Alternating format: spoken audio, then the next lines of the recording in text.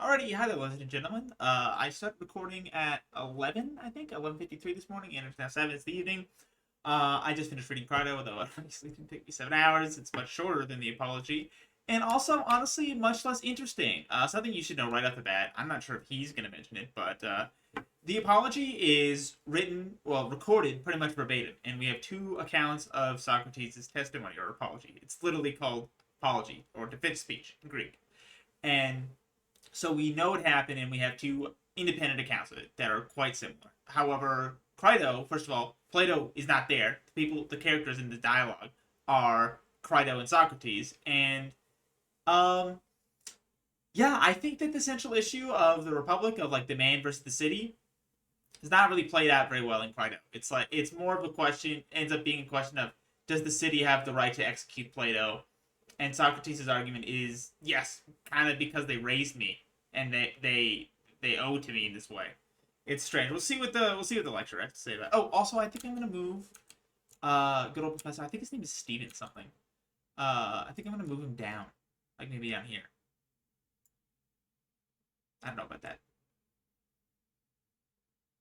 because you can't see my jobs and you can't see all this data now. I think it's better up here. All right. Yeah, let's just double check my sound here. Yeah, okay, we're good. All right, let's get back into it. Hopefully we still did a good job. I haven't quit out of the game to leave it. Looks like we're loading new ones. 13,000. That's still quite a bit. We'll hit it. I think I'm going to turn up the game a little bit. Oh, we're looking up.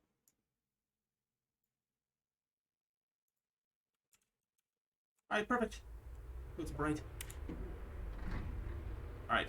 I turned down the traffic sound a little bit. That's something I noticed from last stream as well. Traffic sounds were way too loud. So hopefully this is finally watchable properly. Gotta ship some gear. I forgot to do that at the start of the streams.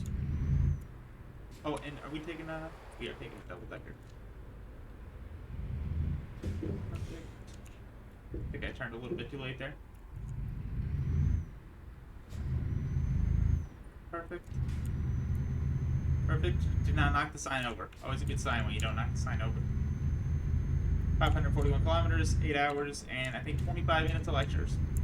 I like doing longer and longer routes. And we kept the sound suppressing on. I think that worked very well. I might want to turn that down too, honestly. I could just not signal. It doesn't do anything. Alright, let's start the lecture. The path he has taken is not of his own choosing, but the result of a divine command. He also thanks for tuning in, and I hope you're having a good day. is under some kind of divine edict, and it is precisely his devotion to this divine command, to this particular kind of calling, that has led him to neglect his worldly affairs. He reminds at various points the audience of his extreme poverty, his neglect of his family and his obligations to his wife and children, as well as to suffer the disgrace and the abuse that is directed against him by various public figures, he tells us. All of this is the result of his devotion to the divine command. He presents himself, in other words, as a human being of unparalleled piety and devotion who will risk life itself rather than quit the post that has been given to him. I noticed he was very good at speaking over me. It's a very tall order that he claims for himself. Do we believe him in this respect? I mean, an important question. Do we believe him? Again, is he being sincere in this, or is he using this, as it were, a kind of rhetoric with which to, envelop himself? Oh, also, we're still talking about the apology here. I don't think we switched to Crito. I'm not sure if it's Crito or Crito, by the way. What is this peculiar kind of piety that he claims to practice? In many ways, in replying to the jury's verdict and their request that he cease philosophizing, Socrates explains himself in the following terms. Let me just quote one other passage briefly from the second speech that he gives to the jury after his conviction. It is hardest of all to persuade you, to persuade some of you about this, he says, about his way of life. For if I say that this is to disobey the God, and because of this it is impossible to keep quiet, you will not be persuaded by me on the grounds that I am being ironic. And on the other hand, he says, if I say that this even happens to be a very great good for a human being, that is, to make speeches every day about virtue, and that the unexamined life is not worth living for a human being, you will still less be persuaded by me. In other words, what he seems to be saying in that passage at around 37 C and D is that he realizes he is on the horns of a dilemma. On the one hand, he says his reference to a divine mission, he explicitly says there, will be taken by his audience as being ironic, just another instance of Socratic irony and insincerity. But, he says, if he tries to persuade people of the goodness and the justice of his way of life on simply rational grounds alone, to persuade them that the examined life alone is worth living, he says he will not be believed. So what you might say is a Socratic citizen to do. He will either be accused of being ironic and not be believed, or he will simply be disbelieved if he attempts to defend himself on rational or philosophical grounds. That raises the question, I think, that I began the class with today. Should Socrates be tolerated? Would a good society tolerate Socrates? This is the question raised by this dialogue in the Crito. Is two systems that can't coexist.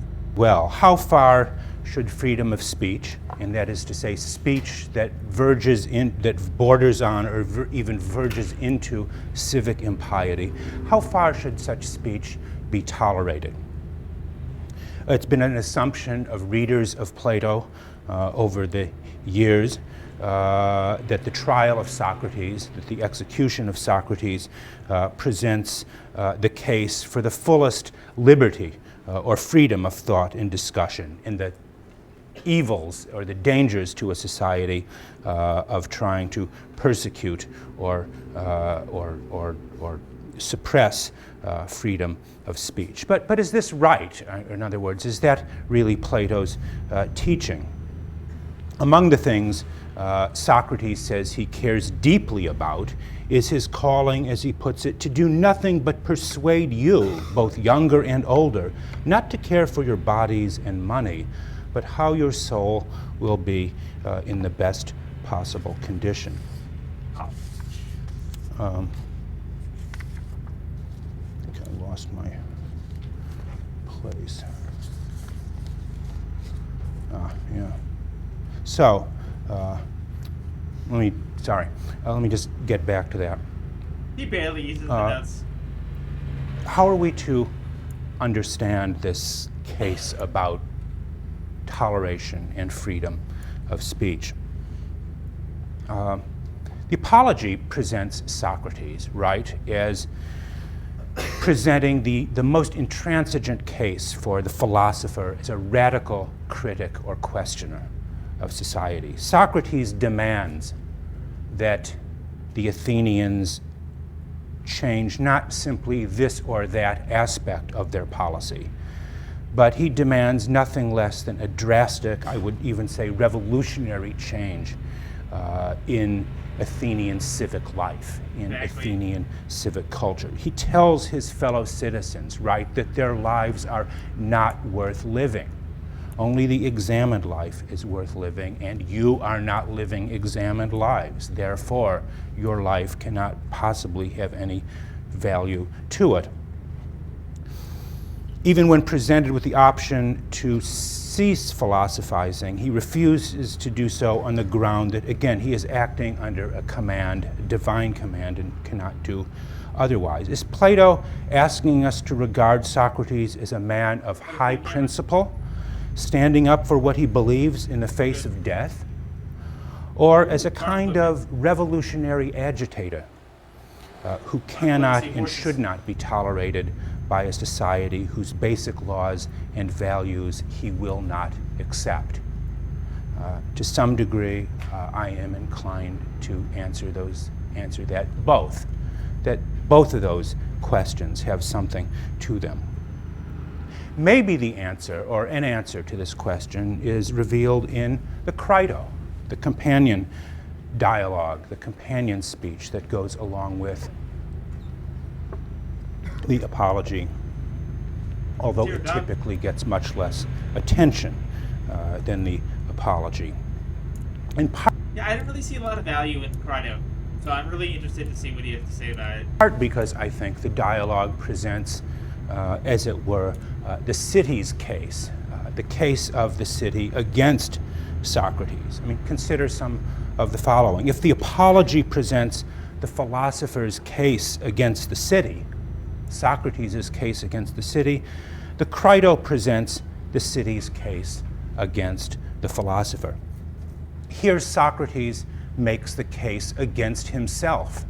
You might say he makes the case against himself better than his accusers in the courtroom did so in the apology. The speech. So just from memory, it seemed like the first. So most of Crito was a debate about whether or not Socrates should leave. Crito shows up and is like, "Hey man, we can bribe a bunch of officials and get you out of this prison, and you can flee to Thessaly or Crete." And Socrates is like, "I'm not going to do that. I want to live consistently, and also that's the first half. And also, I don't have the right to leave because the city of Athens owns me." Sort of, not owns him, but he's like I'm not sure how I would put it. Let's listen to what the professor has to say. Between Socrates and the laws that forms, as it were, the kind of central action of the dialogue, presents the case that Meletus and Anytus should have made against him. While the apology seems to denigrate the political life as requiring complicity in injustice, and Socrates says he will have no part of laws or policies that entail injustice, the Crito makes the case for the dignity of the laws, the dignity or majesty of the city and its laws, while the apology defends, again, a politics of principled abstinence or disobedience to the political life. The Crito makes the most complete and far-reaching case for obligation and obedience to the law that has perhaps ever been made. So how do we reconcile, if we can, read the Leviathan, right? That's what I would say. These two apparently contradictory points of view? Like I said, I tried. In these two dialogues. These two dialogues, it should be evident, differ not only in content, but in their dramatic context. Oh. Just consider again some of the following. The apology is a speech given before a large and largely anonymous audience of over 500 persons, the assembly, the court. We see Socrates addressing, the only time in any Platonic dialogue, an audience of this size. Oh, that's a good The point. Crito, on the other hand, is a conversation between Socrates and a single individual, only one person. The apology takes place in the court of Athens, the most public of settings, while the Crito occurs within the darkness and confinement of a prison cell. The apology shows Socrates defending himself and his life as a gift of the god that most truly benefits the city. But in the Crito, we see him bow down to the authority of the laws that he seems to have previously rejected. Also, it did seem a little And finally, if the apology presents Socrates as the first martyr for philosophy, the first person to die for the cause of philosophy, the Crito shows Socrates' It's not hypocritical in the way that we'll talk about trial and sentence as a case of justice delivered. These huge contrasts, again, they force us to ask a question. What is Plato doing in presenting these two very different points of view? What is his point in presenting these two works with two such sharply contrasting perspectives on the relation of Socrates to the city? I guess it's just hypocritical that he's willing to flout the city's laws, but decides to respect them in the end. But he decides to. I think he decides to respect them not because they're the city's laws, but because. But yeah, like I said, because of that collective ownership and because of the moral consistency of his life. Was Plato confused? Was he contradicting himself? Was he? What was he doing? Big question. So we do enough gas. You can see the range down there. I hope I have time to answer it. I think that's the range of the 436. So, let's look into the Crito just a little bit.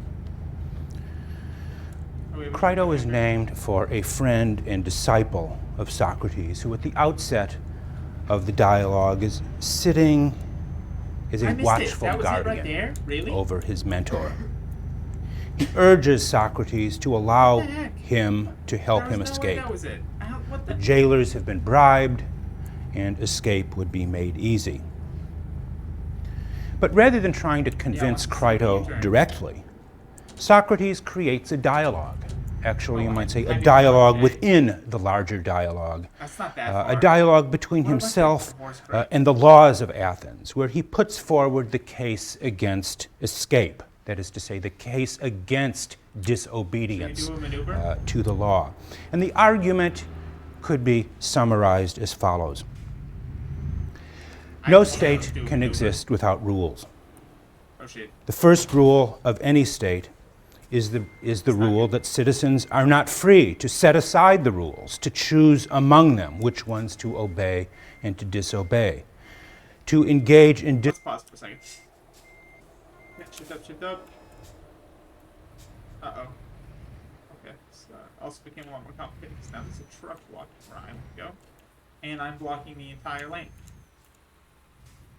But improvise, adapt, overcome. I say we go left. And thread the needle here. Excellent. Here we go, baby. Oh, we got it. We got it. It's just going to be a turn right here, and then it's in the bag. Not even a wrong way violation. Oh, yeah. I totally did this. Yeah! Do we have enough room to make this? I think we totally do. Yeah, baby! Wow, that's a loud horn. Also, it sounds like that Fast and Furious 2 song. Like the Tokyo Drift one? Not just me? In civil disobedience of any kind is not only to call this or that rule into question, but it is to call into question the very nature of law, the very question of the rules. To question or disobey the law is tantamount to destroying the authority of the law. The breaking of so much of a single law constitutes the essence of anarchy, constitutes the essence of lawlessness. It is a far-reaching argument for obedience to the law. The breaking of even a single law calls into question the authority of law as such. It's a very powerful argument that, in a way, Socrates makes against himself, putting that speech in the mouth of the laws. But he goes even further than this. The citizen, he says, owes his very existence to the laws. We are what we are because of the power and authority of the laws, the customs, the traditions, the culture that has shaped us. This is the collective ownership that I was talking about earlier. The laws, he says, have begat us, and the use of that term begat in our translation is clearly intended to resonate with something you might say we might think of as something biblical about it. The citizen is in a word created, begat by the laws themselves. They exercise a kind of paternal authority over us, such that doesn't it seem a little bit hypocritical, huh? To say that you're owned by the laws and you're owned by the people and their customs, and then flap them and demand a change. Obedience to any law. But Socrates didn't say this. So. Constitutes an act of impiety or disrespect of the oldest things around us.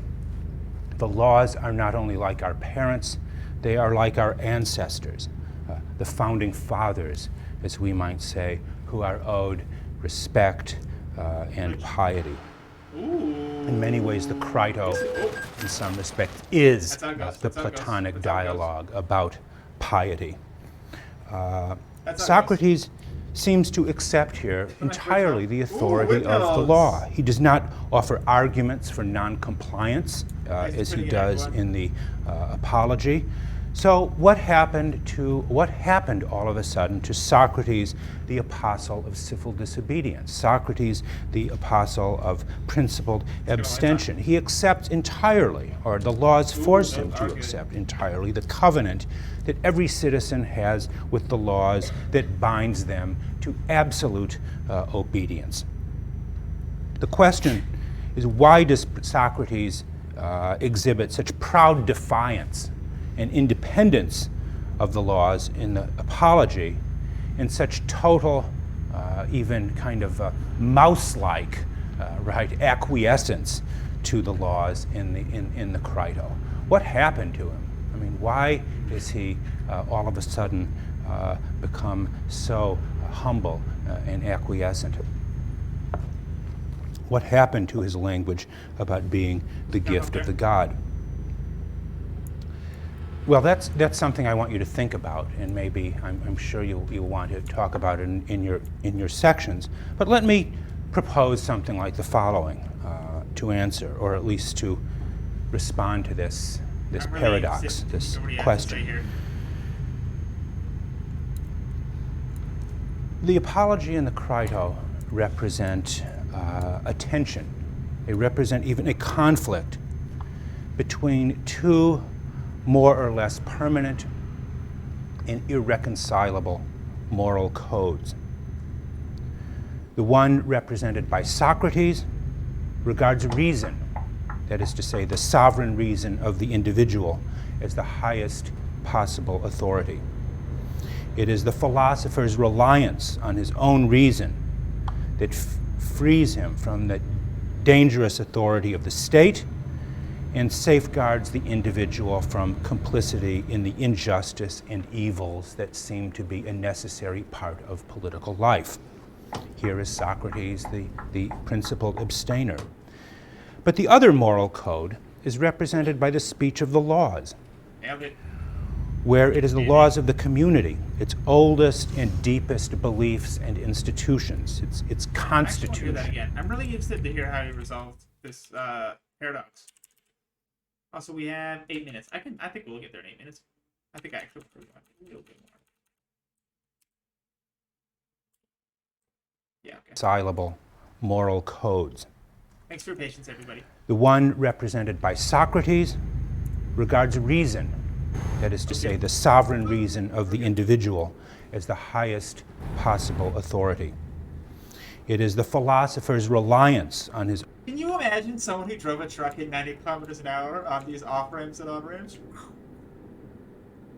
Crazy, man. Own reason that frees him from the dangerous authority of the state and safeguards the individual from complicity in the injustice and evils that seem to be a necessary part of political life. Here is Socrates, the principled abstainer. But the other moral code is represented by the speech of the laws, where it is the laws of the expensive community, ride. its oldest and deepest beliefs About and $1,000 a institutions, piece. its constitution, its regime, as we would say, its politeia, that are fundamentally obligatory on the individual and even take priority over the individual. The one point of view takes the philosophic life, the examined life, to be the one most worth living. The other takes the political life, the life of the citizen engaged in the business of deliberating, legislating, making war and peace as the highest calling for a human being. These constitute two irreconcilable alternatives, two different callings, so to speak. And any attempt, I think, to reconcile or to synthesize these two can only lead to a deep injustice to each. So yeah, he does agree that they're paradoxical. He just agrees that he just argues that they come from two different positions. Plato seems to believe that each of us must choose somehow, must choose between one or the other of these two contenders for the most serious and worthwhile way of life. Which do we take? Which is the matter of ultimate concern or care for us? Which, but we cannot have both. And I think that distinction, to some degree, captures the differences set out when I asked at the beginning of the class about who believes Socrates is innocent and should be acquitted, and who believes he is guilty and should be condemned, between a philosophical and a political point of view. And in a sense, one could say, maybe this is not Plato's last word.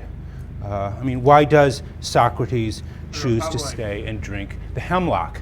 After all, if he is committed fundamentally to the principles of his own reason, still, why should he care that much about the laws of the city? Why not let Crito help him escape and go to Crete, where he can drink the good wine of Crete and enjoy his old age? And in fact, Plato wrote another dialogue, his largest dialogue, a book called The Laws, where you see a man simply designated as the Athenian stranger living in Crete and carrying on a conversation with representatives of... Fascinating, isn't it? Adds a lot to the argument that Socrates might have been a fictional character, or that maybe he begged his dad, or adds a little bit of spice, adds a little bit of ambiguity to what is still such an interesting story. Oh, we gotta turn here. Just gotta get this guy to break. Be a coward. Gotta psych him out here. I hit him a little bit, but I needed to hit him to make it hit him, so. That's how it goes. That's how it goes. Supposed to be doing this at 50, we're doing it at 90! Oh, and we're stopping. Oh! Oh, you gotta watch out for that. This guy's gonna be a fucking pussy, just like the last guy I hit. So we're just gonna go around him. We can't actually go around him because of a ridiculous trailer, but we're gonna try anyway. Don't mind me. Oh, you... Let me get to that. This is gonna be fine. I like how you only got charged for the one. Yep, you better yield to me, pal. And the merchandise is okay. That's what matters. Relatively intact shipping.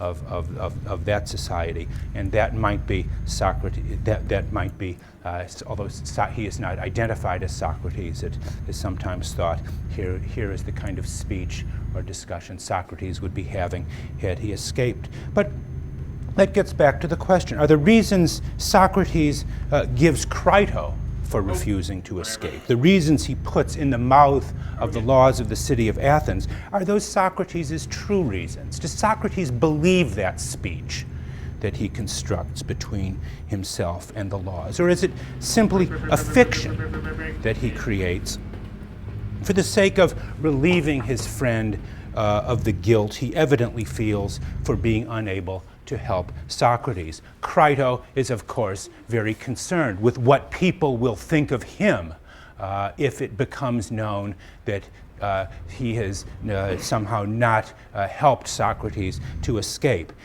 Is that speech for the law with the laws really intended for the benefit of Crito rather than an expression of Socrates' deepest opinions about the questions of obligation and obedience? That's a much better explanation for the paradox of these two pieces than the fact that they are from different positions. Like, it's what, first of all, I would say my explanation that Crito is fictional and the Apology is much more biographical, but nonfiction. But yeah, maybe it makes much more sense, at least from like a dialogical or dialogic perspective, to say that Socrates was spending more time here. No, does it? Trying to placate his friend than to argue about his philosophy. But he spends his entire life arguing about his philosophy, even with his friends, as we'll see in the Republic. So, pretty insufficient. Is he, in that speech, bestowing, as it were, a kind of justice to Crito, to reconcile him to the laws of the city, and to give him reasons, you might say, rational considerations for continued obedience to the law? In many ways, that would seem to make a certain sense of the apparent discrepancy between these two dialogues. It demonstrates not only Socrates' sense of his... And it's as easy as that, folks, and we still got excellent, because we took under 10% damage, I think is what rolls your thing, and we're level 7, so we're on our way to level 8.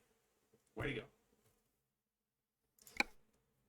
And I think we're going to do high value cargo again. I think we'll stick with 1,000-kilometer deliveries. Then we don't have to sleep, you know? And job market. Yeah, 5,000. I mean, I guess it's a short one, right?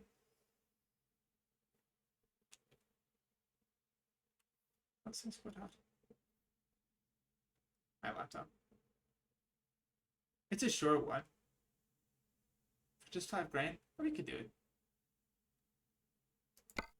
Oh, ooh, that one would be fun. Let's do the $5,000 one while we wrap up. All right, let's go.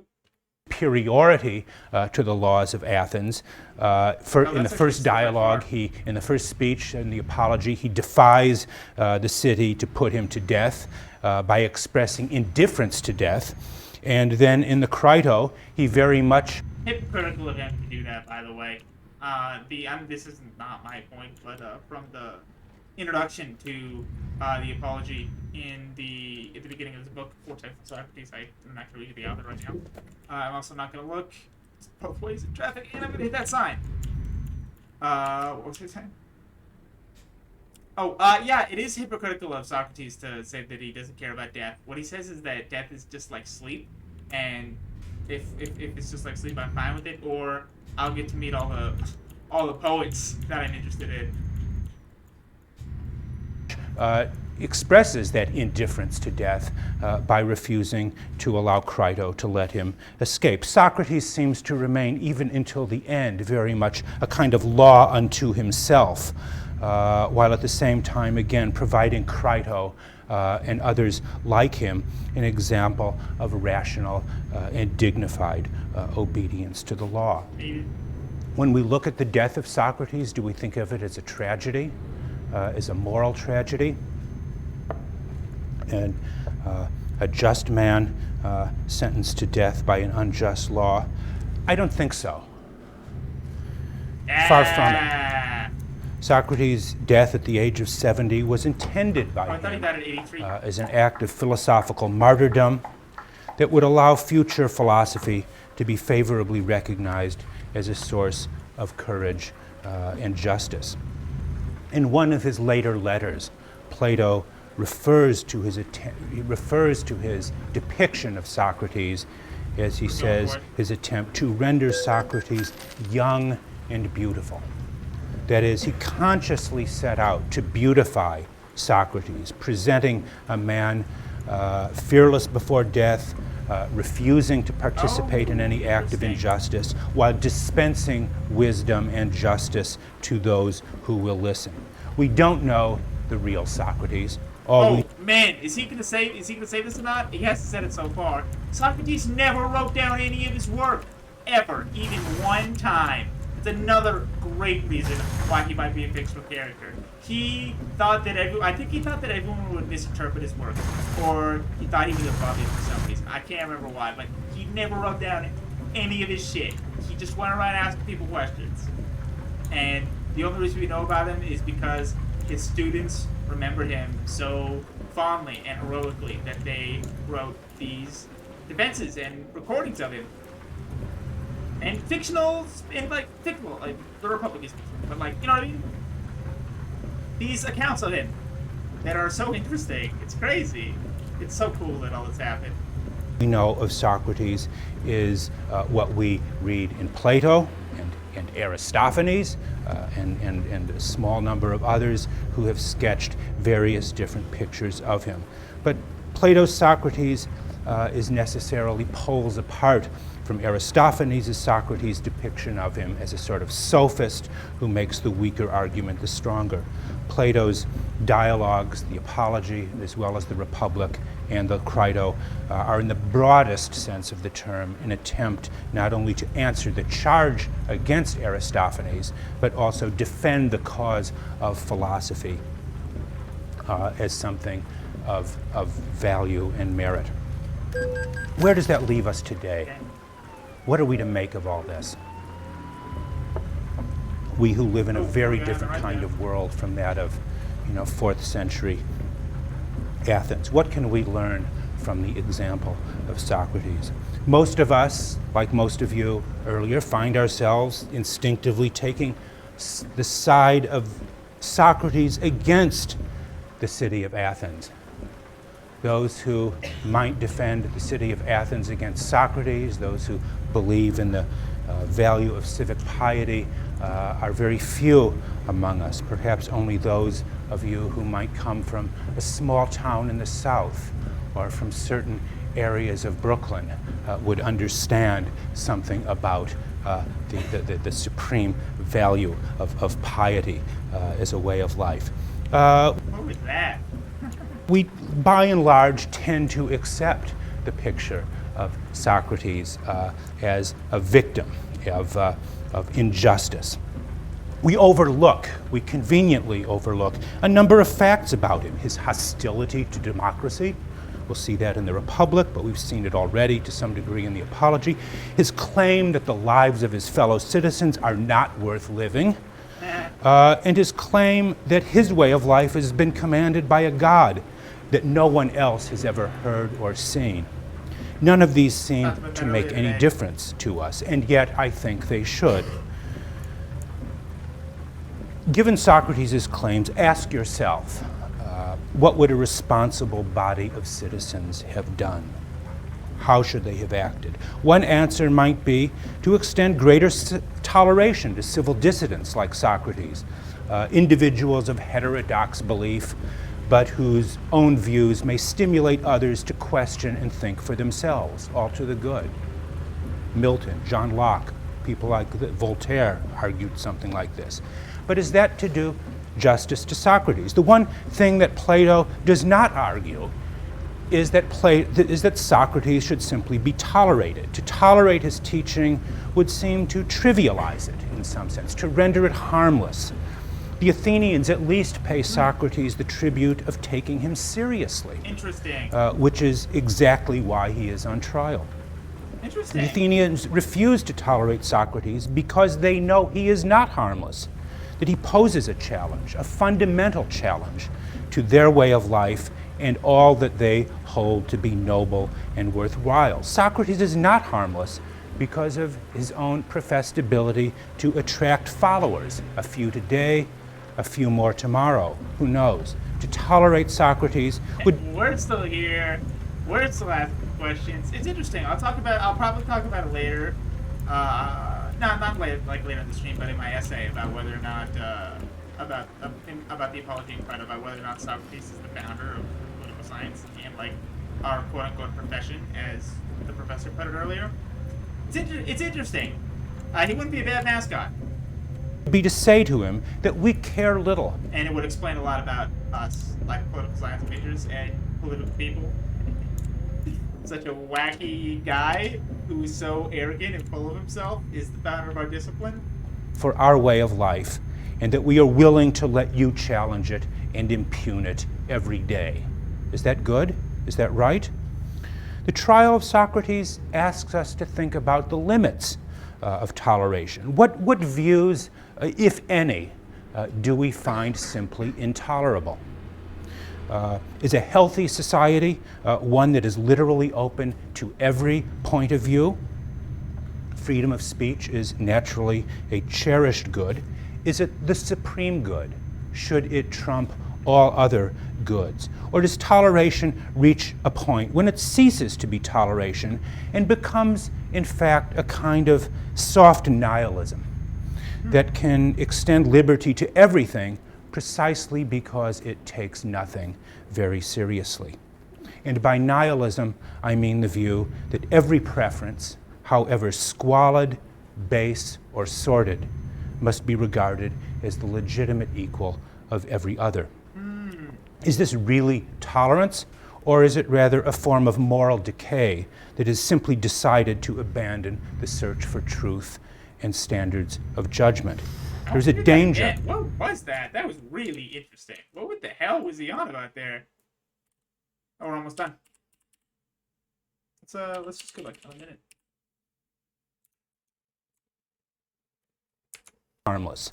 That he poses a challenge, a fundamental challenge to their way of life and all that they hold to be noble and worthwhile. Socrates is not harmless because of his own professed ability to attract followers, a few today, a few more tomorrow, who knows. To tolerate Socrates would be to say to him that we care little for our way of life and that we are willing to let you challenge it and impugn it every day.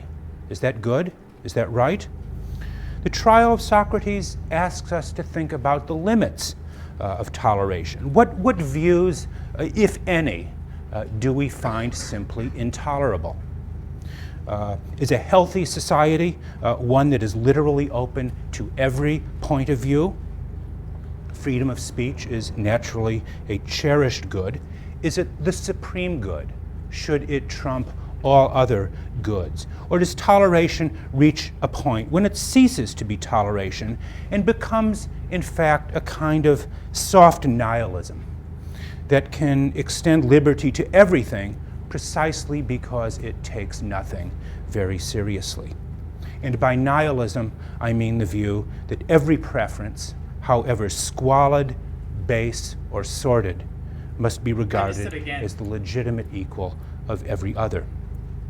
Is this really tolerance, or is it rather a form of moral decay that has simply decided to abandon the search for truth and standards of judgment? There's a danger, I think, that endless tolerance leads to intellectual passivity and the kind of uncritical acceptance of all points of view. Well, so much for that. What I want to do, see we're running out of time, is if you think about it, maybe hold that thought in your mind once in a while between now and Wednesday. And on Wednesday we will begin reading what is arguably, some people believe, the most important book ever written. Damn! Plato's Republic. Yeah, that's one way to put it, man. Oh, that's nuts. We done? I think we're done. If I let it keep playing, it autoplays the next video, I believe. We're almost there. I'll keep going. I think that was interesting. I had a lot of fun making these. I definitely think I'm going to continue doing with the Republic. I'm honestly much more excited to talk about the second treatise, The Prince and the Leviathan. However, I think it's important to start somewhere. As I said in my, I think it was what's going to be part 0 of this series. And I feel much more strongly, I feel more justified in my opinion what I said earlier, that ancients ask the interesting questions and provide insufficient answers, and The moderns ask really complicated questions, but provide the answers that we're looking for. Like the central question of the Republic, essentially, in my opinion, is what is justice? And like that's really like the central question of political science, right? Nope. Sure. And to answer that question, what is justice? They like really go into it.